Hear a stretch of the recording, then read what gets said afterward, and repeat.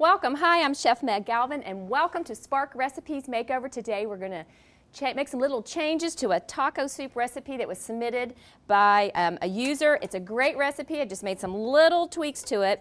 But the reason that I love doing this is that I can do a little bit of explanation, talking you through the recipe and also giving you some ideas for some substitutes if you're trying to lower your sodium or trying to increase some protein. So we're going to try and use all very natural, healthy ingredients, but the most important thing is we're going to get some flavor and we're going to make you full when you eat this. So what I'm doing right now is I'm just chopping down some garlic just real quick, and it's just a real loose cut on this garlic, nothing too fine. You can purchase a jarred garlic, but I like the fresh variety. And a better option too is if you have a little microplane, a little grater, you can actually grate the garlic if you're kind of not real great with the knife. That's one thing too, is that we're trying to really encourage you to get in the kitchen, get your family in the kitchen to have some fun with these recipes. So I'm just dicing down 3 cloves of garlic, and then I have 1 cup of diced onion.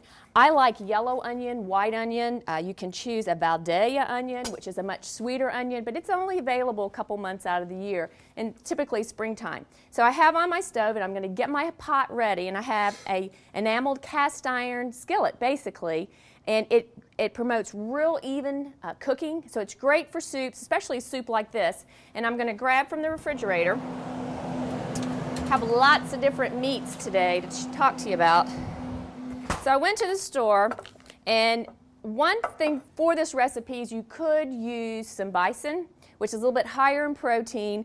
But the main thing with the bison, typically it is grass-fed, and that's one thing that I want to talk about. A lot of American beef is grain-fed, and some European beef as well too.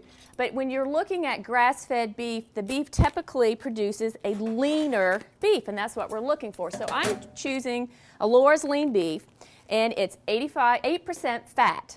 So what you're going to see when you purchase the meat like this, it's going to say 85-15, 91-9, or 8%. So what those numbers mean for this one, 8% fat, means that 92%, have to get my numbers right, 92% is actually the protein, and only 8% of it is fat. So you really want to look for a high number first and a low number second.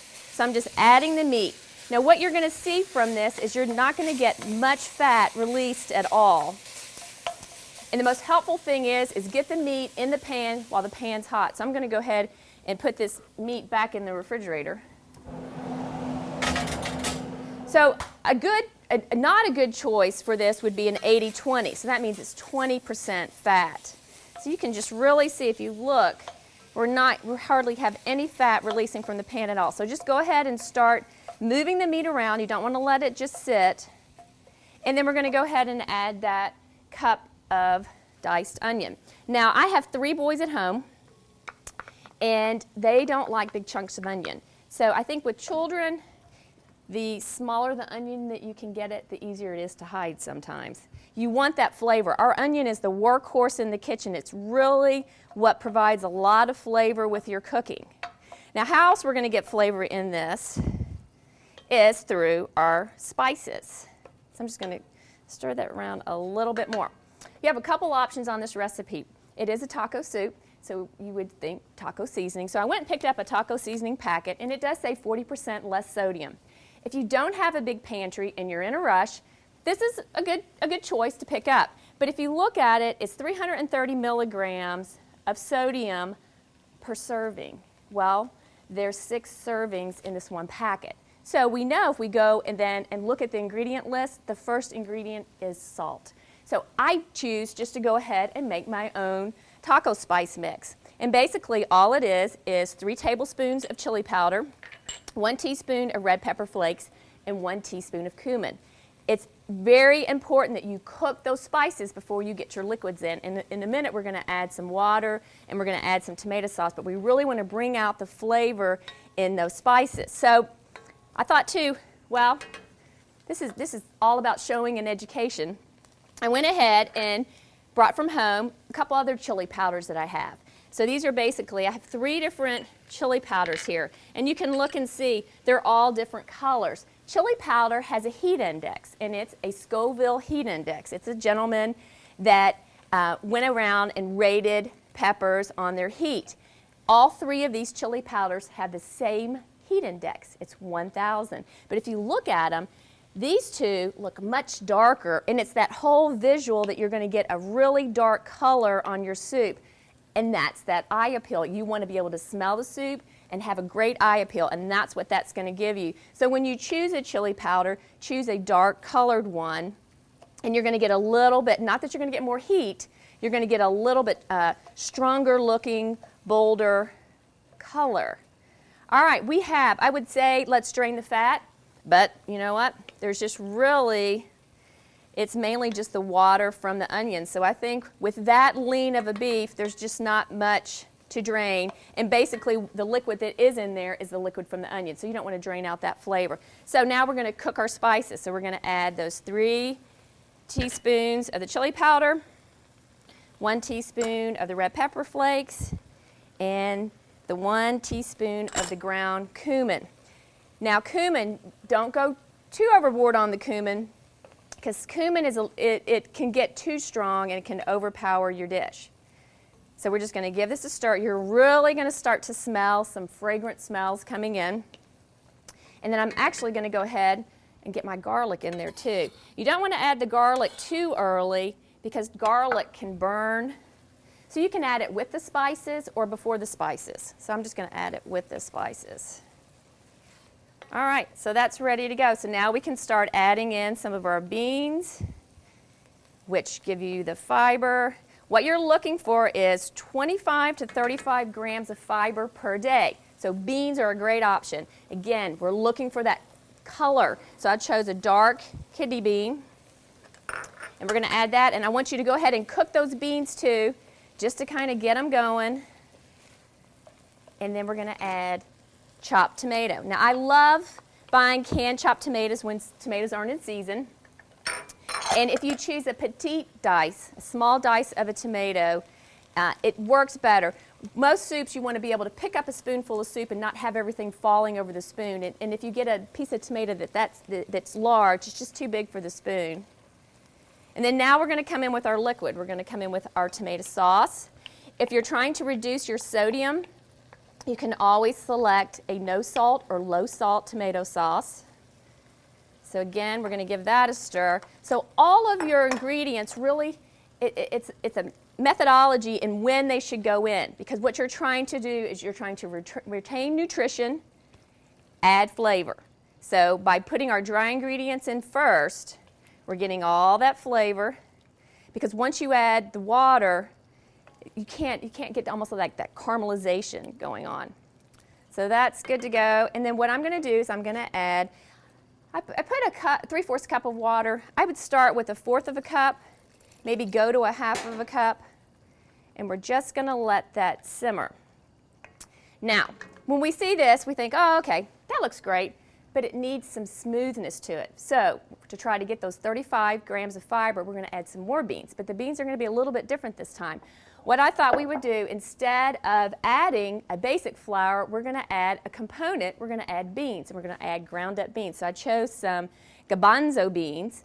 You can actually buy a garbanzo bean flour as a thickening agent, but I thought let's just use the actual ingredients. So I'm just going to take the garbanzo beans and puree them up.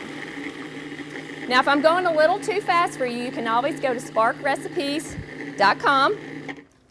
Print off the recipe and follow along with me. All right, so we've just pureed them up, and we're just going to give this a little stir. This is a real quick soup. I'm going to start with about half of the mixture. And what you're going to see, it's going to absorb a lot of that water, but it's going to add some smoothness and silkiness to the soup. Just give it a little stir. And then we have 1 cup frozen corn. And I highly suggest use frozen corn for this recipe. Canned corn has a lot of sodium in it.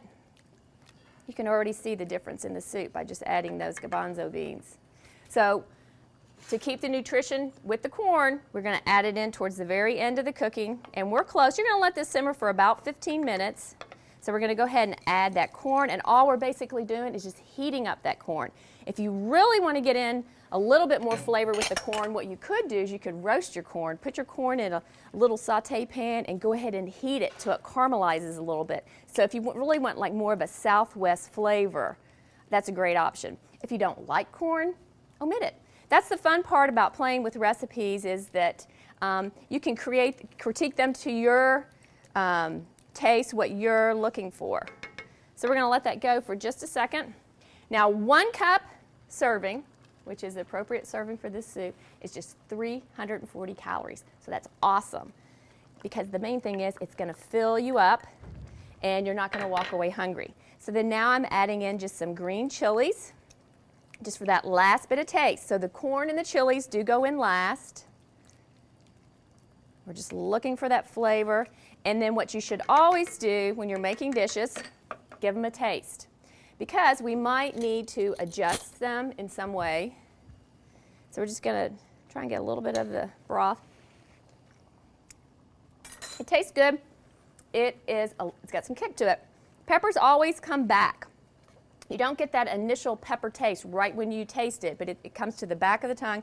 And what I'm thinking that we're going to need is just a tiny bit of acid. So I always have limes and lemons in the kitchen, and I'm just going to add a little bit of lime juice.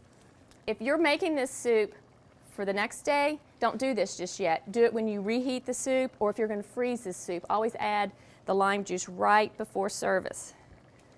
So it looks awesome. So we're going to dish it up. Remember, 1 cup serving, and you have lots of different choices with garnishes. You can garnish with sour cream, cheese. Let's see if we can, let me get a spoon. So we're just going to let this simmer. So I think you'll love this. It doesn't have to be a cold day. It's just a great, quick, easy meal. So there's your soup. And then about a teaspoon to tablespoon, that's just a teaspoon of cheese. So to fill yourself up, taco soup.